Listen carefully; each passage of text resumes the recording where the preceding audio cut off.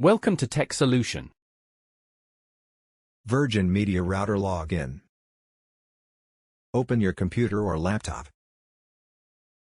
Open an internet browser of your choice. Type 192.168.0.1 in the address bar.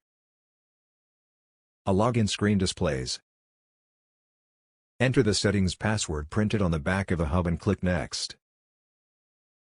You'll be logged into Virgin Media settings page. Note, if you have enabled modem mode on the hub, enter the IP address 192.168.100.1 instead.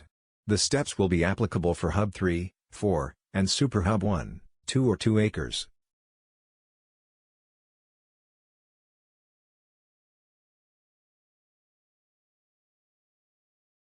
Change Virgin Media Wi-Fi password and SSID. Log into the Virgin Media settings page. Click on Advanced Settings greater than Wireless greater than Security.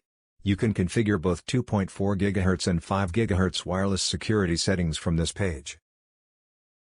Enter Wi-Fi name on the Wi-Fi network name, SSID, field. Enter Wi-Fi password on the Wi-Fi password, security key, field. Click Apply Changes to save the settings.